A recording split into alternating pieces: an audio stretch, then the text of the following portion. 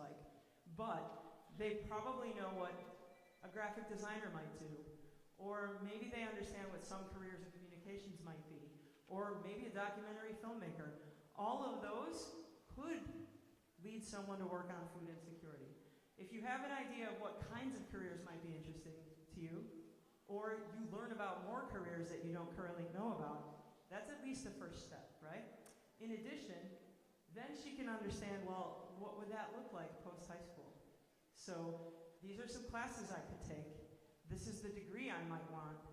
This is what certification program I might want. So we know that we have these electives here.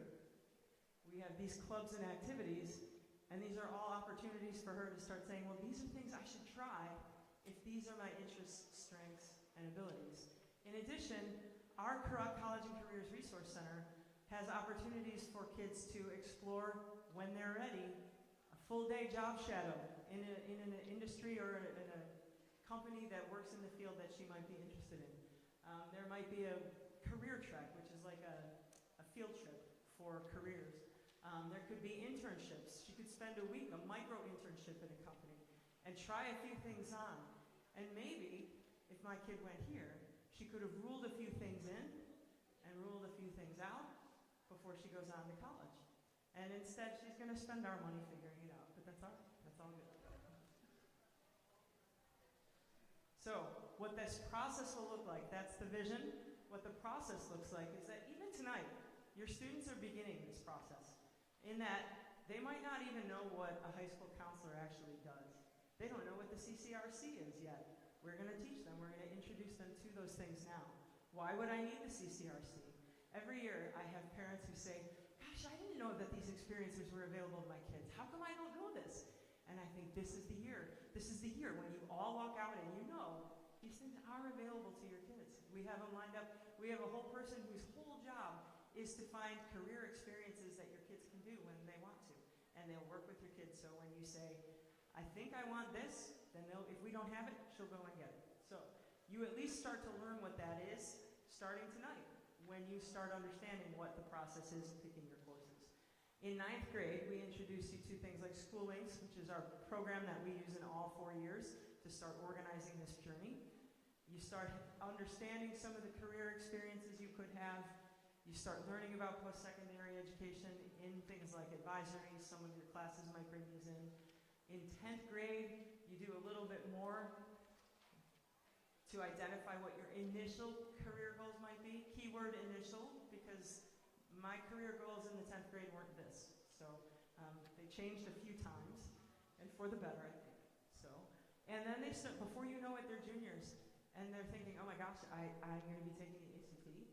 Oh my gosh, I have AP exams. I mean, they are going to start being ready. They might be doing apprenticeships, building trades programs, and start thinking about, do I want to join the military? Do I want to have a career, a trades apprenticeship, or enter a work program?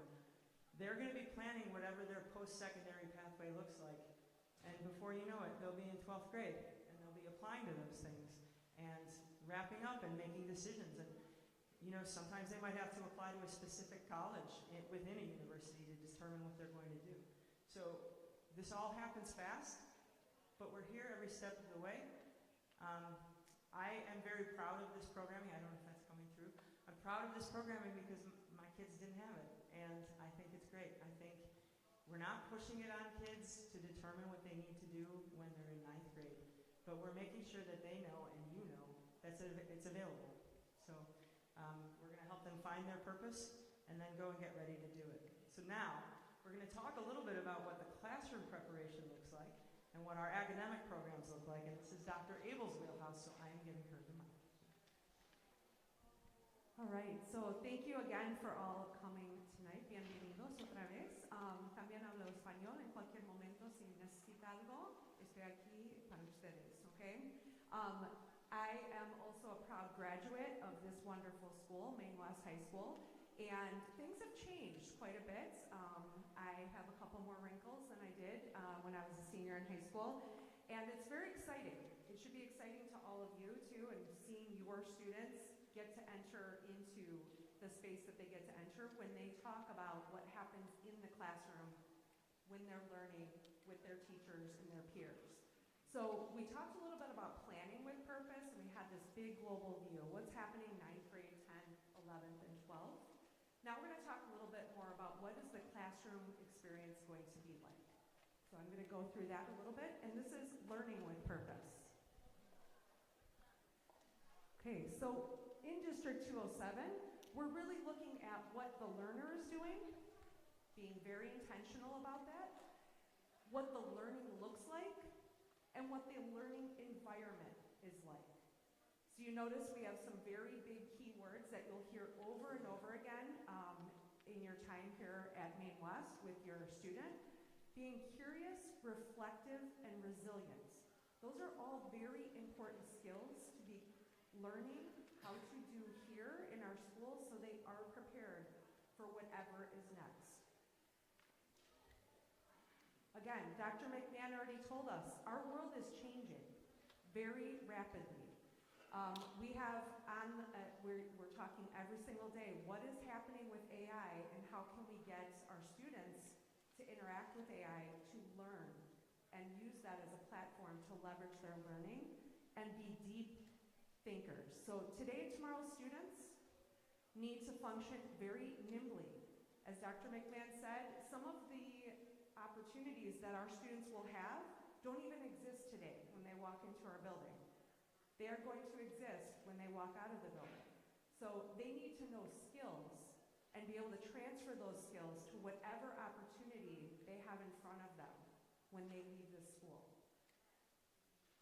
An example of this, so this is when I was talking about how different things were when I was a student versus what is now. We look at competencies. So what can students do in an English classroom, for example? So in English, we're looking at what are they doing with their writing? How are they reading literature? They're interpreting a wide variety of literary print and non-print text. Our students are reading a lot on non-print. They're reading on this device, they're reading on their phones, they're reading subtitles through YouTube. I have a 16 and an 18-year-old, they turn subtitles on all the time. And so they're reading constantly, and that's a way that they're visually learning, but then also internalizing what they're learning about. Information literacy, very important skill in our world today. And communication and collaboration. How can you collaborate with others around you? That is a very important skill for our students to have in a variety of classrooms, so they're prepped for what is to come. And lastly, we have, what are our learners doing in the classroom and how are the competencies connected with that? So this is a little bit of what our CBE framework looks like. So our competency-based education. What skills, what competencies do students have? And we really talk about student agency in our classrooms. What do students bring to the table? What are their personalized pathways? We just talked about if you have an interest in something, how are you seeing that applied in the classroom? Responsive pacing. If I need something different than my peer next to me, what does that look like in the classroom? It should be responsive to what I need and what that other student needs in our own time.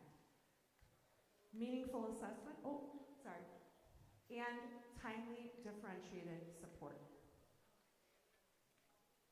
Okay, so what can you do as caregivers of our wonderful new students coming in from the class of 2029?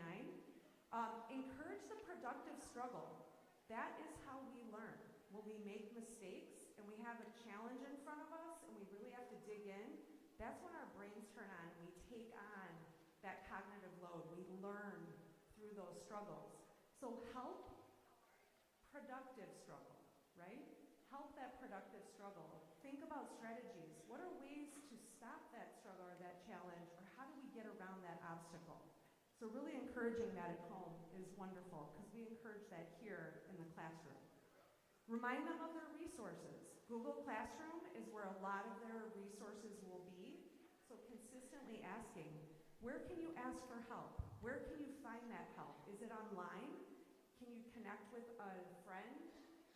Text somebody? How can you get help when you're in that struggle? Talk about goals, progress. I do the lot with my own children, because sometimes it's hard to see what they want 10 years from now when they're in a struggle right now.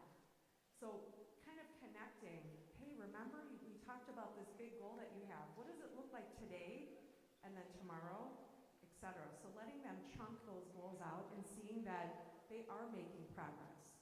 Sometimes that's hard for us to see. Staying informed.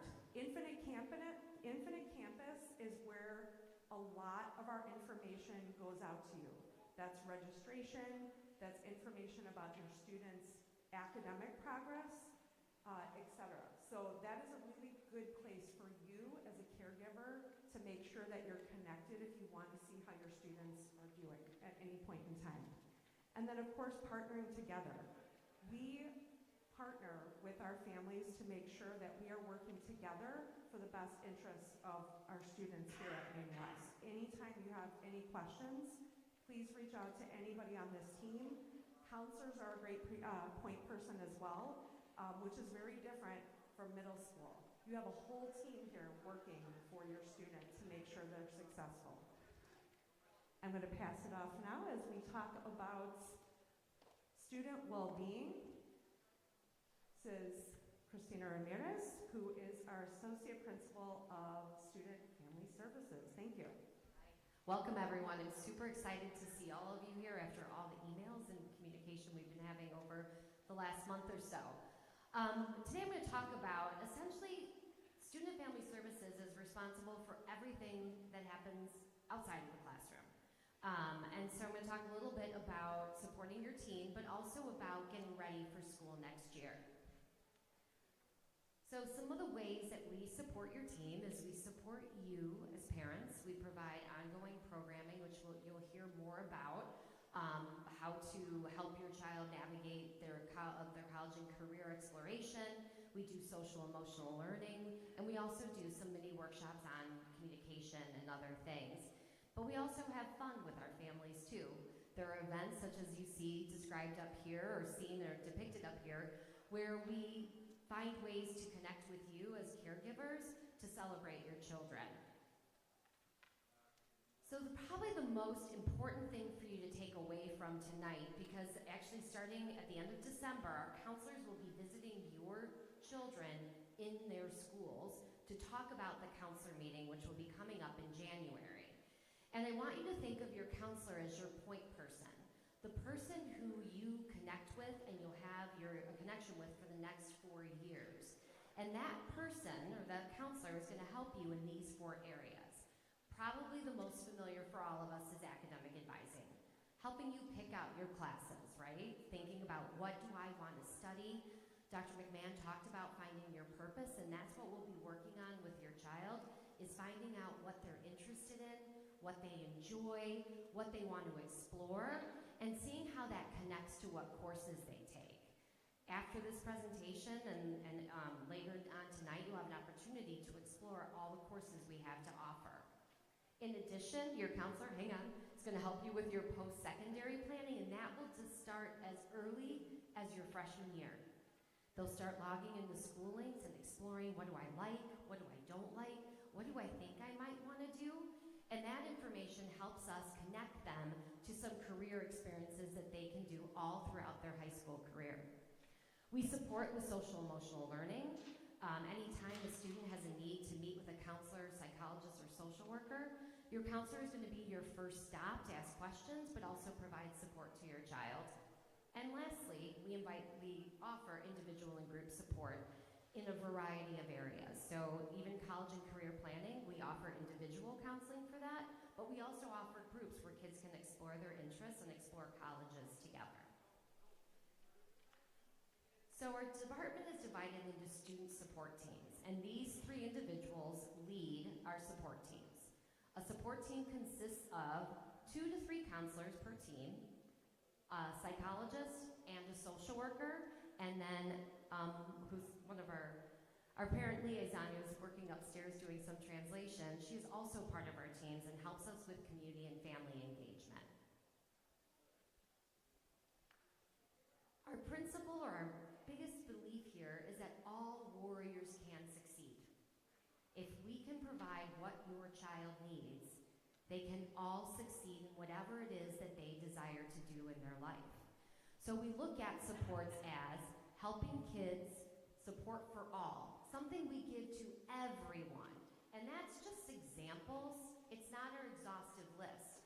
So all our kids have access to office hours, drop-in tutoring all day, advisory, a PE SEL curriculum.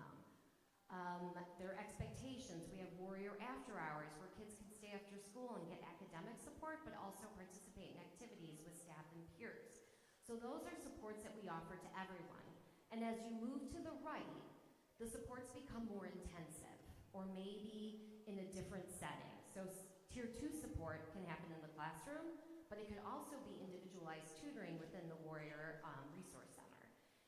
Then you move to more support, and then we have individualized support, which could be students who have IEPs, could also be students who have 504s, but it also could be a student who's going through a difficult time who needs a little bit more support, maybe meeting with their counselor every week, maybe meeting with a psychologist for a period of time, or maybe a behavior support plan. And I guess we're going to get to what you can do. And these are things that I think you already know, but they're things just to be reminded of. Some of the things that we have to do and help and support our teens is to create healthy routines. Sleep is number one. You all know, and it's going to get harder in the next couple of years, sleep is a thing, right? Your kids are starting to want to stay up later and sleep longer in the morning. So getting up in the morning is becoming a little bit more challenging. That's a normal part of adolescence. We actually, for the first time, we're going to have a full sleep week where we're just going to talk about sleep with staff and kids. So we recognize that there are changes, but that's one of the things that you can help partner with us. Make sure your child gets enough sleep. Limit access to technology. The cell phone obviously can be distracting and impact sleep. And to support your child in their schoolwork. Secondly is just listen and connect with your teen. We actually do a whole workshop on communication and listening and connecting, because this can get hard. Sometimes you ask them a question and they blow up at you and you don't quite know what to do. So some tips is to check in daily, just listen, provide one-on-one time, and then the last one is to challenge and support, which Dr. Abel spoke about earlier, is that sometimes we want to rescue our child from experiencing discomfort. But sometimes it's okay to let them struggle a little bit so that they can learn a new skill. All right, so getting started for next year, and some of this has already been in a bunch of the emails I've sent, but I'm going to review all the steps with you tonight to make sure that you know everything you need to know to get started for next year. So, this is the roadmap, and you should have it in that guide that you got in the mail, but it's also here in the visual. Could you progress the slide? So you're here tonight, orientation night, that's wonderful. Enrollment has already started. How many of you have completed pre-reg online? Wow, that's amazing. I'm very excited. If you haven't had a chance to complete it, nothing wrong with that. You can go ahead and work on it downstairs. I have many staff members available to support you in completing your enrollment. So just stop by one of the computer tables downstairs and someone will help you complete that. The next step is meet your counselor, which will happen in early January. You'll get an email from your counselor where you'll be able to schedule an appointment. I truly, and so does my department, actually our whole school, values the one-on-one relationship that you have with your counselor. So we still do in-person meetings in the evenings to make sure that you have an opportunity to meet your counselor face-to-face, talk to your counselor, and ask questions. And I'll give you some tips on how to be ready for that. And lastly, hang on, one more thing. If your child has an IEP, you will meet your counselor at their IEP meeting, their transition meeting, probably starting in December, fairly soon, going all the way through January. Here are some things that we all need to keep in mind that you need to complete before the fall. Number one is your enrollment. First step, many of you raise your hands, you're done.